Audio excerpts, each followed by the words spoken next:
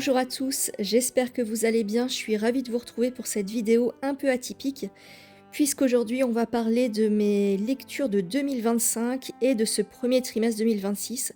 Mais vous allez voir, il y en a très peu. J'ai vraiment pas beaucoup lu durant cette période. J'étais occupée à autre chose et c'est vrai que la lecture est passée en second plan. Donc aujourd'hui, je vous parle quand même des quelques lectures que j'ai faites ces derniers mois, de mes abandons et de 3 services presse en fin de vidéo. Je suis en train de me préparer une petite tisane, citron, gingembre et touche de miel. Donc installez-vous bien confortablement, on démarre dans quelques secondes.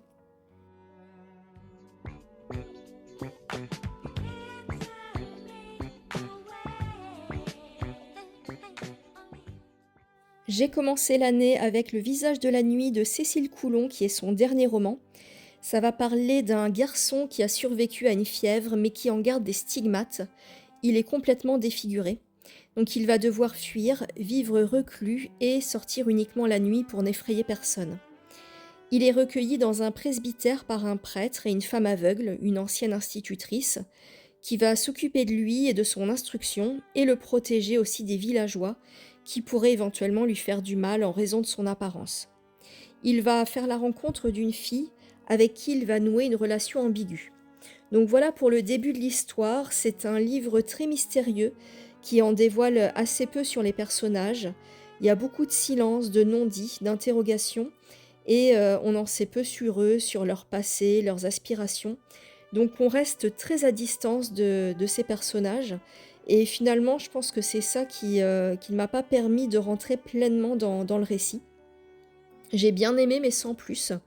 J'ai trouvé que l'écriture était simple mais efficace et l'autrice arrive quand même à créer une certaine ambiance pesante et énigmatique. Donc ça par contre c'est son tour de force. Elle a bien mis ça en place, donc c'était vraiment, très bien, on ressentait bien le côté chaotique, le côté lourd du récit. Mais malheureusement, j'ai pas été, emportée plus que ça par l'histoire parce qu'il se passe pas, énormément de choses et j'ai trouvé ça, un peu trop simple. En 2025, j'avais lu L'Éternel mari de Dostoïevski. C'est un livre qui explore des thèmes comme la jalousie, la culpabilité ou encore la dépendance émotionnelle. Donc on va y suivre Pavel Pavlovitch qui découvre que sa femme qui est décédée, l'a trompé à l'époque avec, un homme et il va sombrer dans la jalousie et l'obsession. Il va rencontrer Alexis Ivanovitch qui était l'amant de sa femme et va complètement perdre pied. Donc il est à la fois fasciné par cet homme mais en même temps, rongé par un sentiment d'infériorité. Donc c'est un livre sur la psychologie humaine, comme sait très bien le faire Dostoïevski. Donc c'est bien écrit, on rentre bien dans l'histoire et dans la psychologie, la psyché des personnages. Donc c'était très intéressant, une bonne lecture, mais pas un coup de cœur comme j'ai pu l'avoir avec Crime et Châtiment par exemple, que je vous recommande très fortement. Mais néanmoins une bonne lecture, une lecture appréciable que j'ai beaucoup aimée. Encore une belle découverte en 2025 avec Victoire Larouche de Georges de Perrebrune, qui nous conte l'histoire d'une jeune paysanne pauvre marquée par la dureté de la vie rurale. Elle lutte pour survivre dans un environnement violent et injuste, et son tempérament passionné et rebelle pour l'époque va la pousser à refuser sa condition. Donc c'est un très beau portrait de femme qui est hyper réaliste, et c'est vraiment ce que j'ai aimé dans ce livre. Le style aussi qui est vivant et sensible. Donc c'est une belle réussite, un beau roman que je ne détaille pas dans cette vidéo parce que je vous en ai déjà parlé précédemment, mais vraiment un livre à lire, à découvrir, et une magnifique édition aussi qui reprend des autrices un peu oubliées, les Plumées. Donc laissez-vous tenter par Victoire Larouche de Georges de Perrebrune, vous ne serez pas déçus. Belle amie de Maupassant qui est un grand classique, une belle lecture mais pas le coup de cœur attendu malheureusement. Donc on est plongé dans le Paris du 19e siècle et notamment dans les milieux journalistiques, politiques et bourgeois, et on va y découvrir les mécanismes du pouvoir et de la corruption. Maupassant va faire un portrait psychologique de Georges Duroy qui est intéressant. C'est un personnage complexe qui peut se montrer aussi attachant que repoussant. Il est ambitieux, il a les dents longues qui rayent le parquet, et il est très manipulateur. Donc il va essayer de séduire, les femmes qui l'entourent et essayer d'arriver à ses fins, par ce biais-là. Le style de Maupassant est clair et efficace et les thèmes abordés sont intemporels puisque ça va parler d'opportunisme et d'ascension sociale. Alors ce n'est pas le coup de cœur attendu parce que c'est un peu trop répétitif et il y avait des chutes qui étaient, attendues, mais ça reste quand même un beau classique et voilà, un livre quand même à découvrir. J'ai bien aimé malgré tout.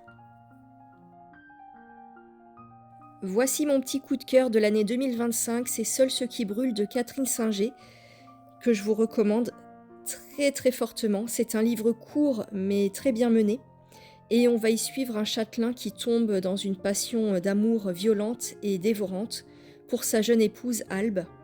Il va la surprendre avec son page et la punir mais de façon très cruelle. Donc c'est un roman épistolaire, qui est, en plusieurs parties. Donc il y a la voix du châtelain, la voix de son épouse et ensuite on repart encore dans le point de vue du châtelain. Donc ça va parler de passion, de possessivité et de perversion.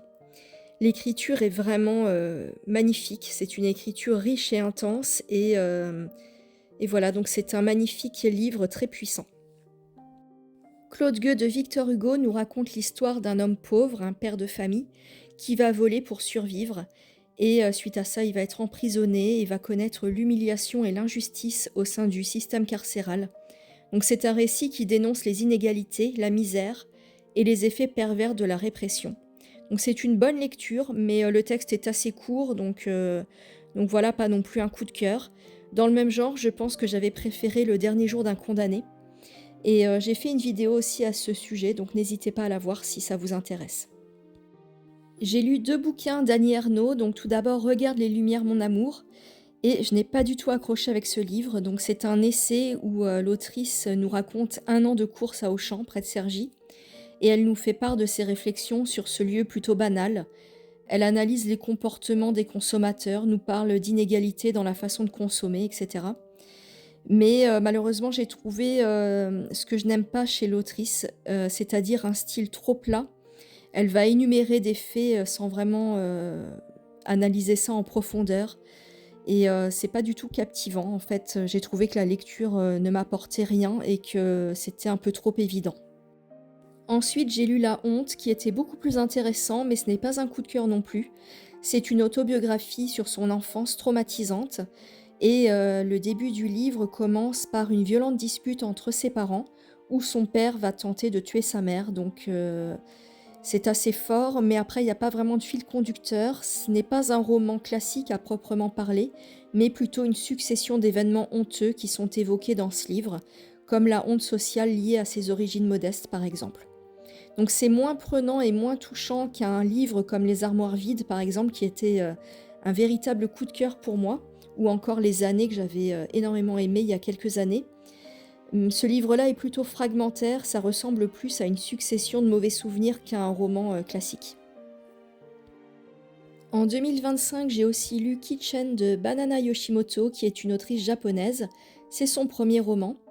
Et c'est l'histoire d'un deuil d'une jeune femme qui a perdu sa grand-mère et qui se retrouve seule et désœuvrée. Donc elle va être recueillie chez un garçon et sa mère et se reconstruire émotionnellement dans ce nouveau cocon familial. Donc c'est un livre doux, simple, sensible, qui parle d'amour et de reconstruction et des petits riens du quotidien. Donc j'ai bien aimé la lecture, c'est assez fluide, c'est agréable, mais c'est pas non plus un coup de cœur, donc voilà. J'ai trouvé que le début par contre était très puissant et puis après ça perd un peu en intensité donc ce qui est un petit peu dommage.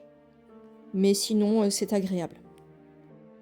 Divorce à Buda de Sandor Marai, c'est le premier livre que je lis de cet auteur, là encore, et une belle découverte. Donc c'est un roman psychologique dans lequel on va suivre un juge qui doit statuer sur une affaire de divorce impliquant un ancien ami à lui et une femme qu'il a lui-même aimée par le passé.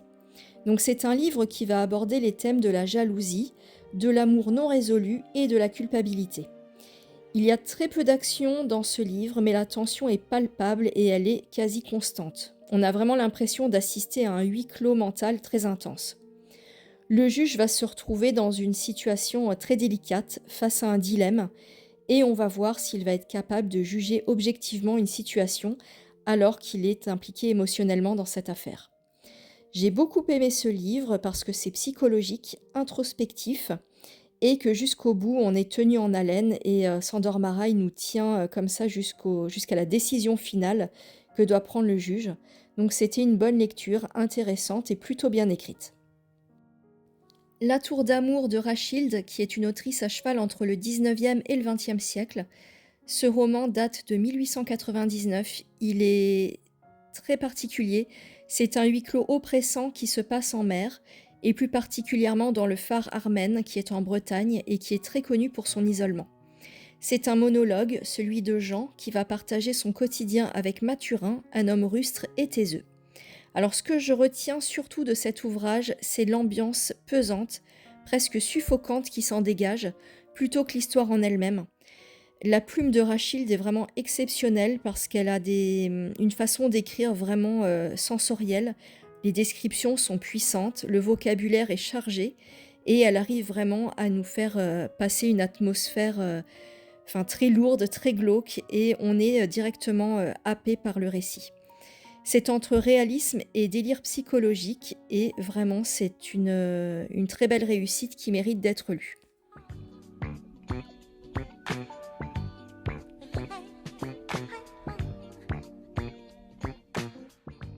J'ai abandonné 3 lectures en 2025 dont L'homme-boîte de Kobo Abe.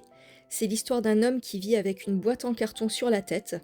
Il est coupé du monde, il observe sans être vu, il est en quelque sorte anonyme, marginal.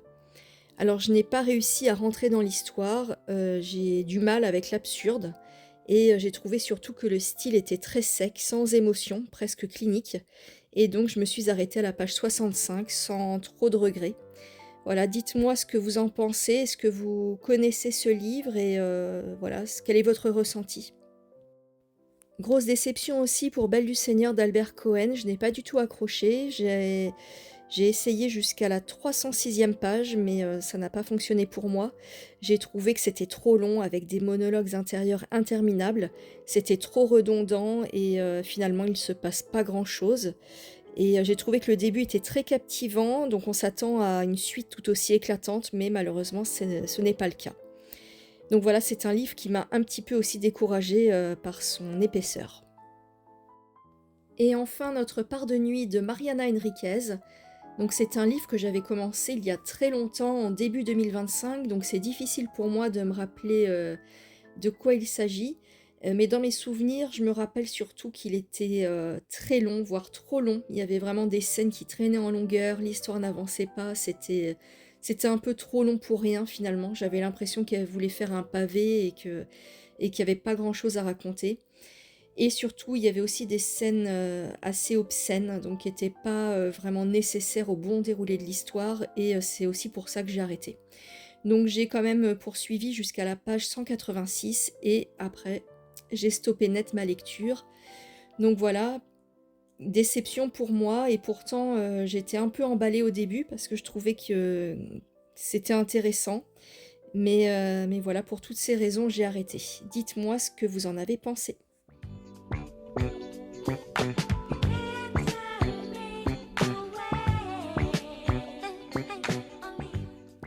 Un grand merci aux éditions Folio pour cet envoi. Donc c'est un livre d'Amélie de Bourbon-Parme, L'ambition, les trafiquants d'éternité. C'est le volume 1, mais apparemment il y a un tome 2 qui s'appelle L'Ascension et le tome 3 serait en cours d'écriture. Donc c'est un roman qui se déroule à la Renaissance entre Rome et Florence et on y suit le destin d'Alessandro Farnèse qui est un jeune homme destiné à l'Église et qui va utiliser son intelligence et ses relations pour gravir les échelons du pouvoir. Donc c'est un livre sur l'ascension d'un homme qui est prêt à tout pour atteindre les sommets de l'Église et de l'Europe. J'ai aussi reçu 2 BD de chez l'Iconoclaste. Alors il y a tout d'abord Les Grandes Oubliées, Pourquoi l'histoire a effacé les femmes, de Titiou Lecoq et Marie Dubois. Donc c'est un livre qui a été beaucoup présenté, mais je pense plutôt dans sa version roman. Là c'est la version BD, donc avec les illustrations, donc c'est hyper ludique. Et ça va un petit peu se questionner sur la place des femmes dans l'histoire et Ça va nous pousser un petit peu à changer notre regard sur le passé et à comprendre pourquoi elles ont été effacées, quels étaient les mécanismes qui ont fait que les femmes ont été un petit peu mises de côté dans l'histoire. Donc voilà, ça a l'air très intéressant. Et la deuxième BD, c'est une BD de Tiphaine Rivière, Kafka, les mécanismes du pouvoir. Donc c'est une BD qui s'inspire de l'univers de Kafka et notamment de la métamorphose pour analyser les rapports de pouvoir dans la société. Donc c'est une BD qui met en scène une famille et qui montre comment l'autorité s'exerce dans la vie quotidienne. Donc je pense que l'œuvre de Kafka n'est qu'un prétexte pour comprendre le fonctionnement d'une famille. Donc voilà, je vais découvrir tout ça et je vous en reparlerai un peu plus tard.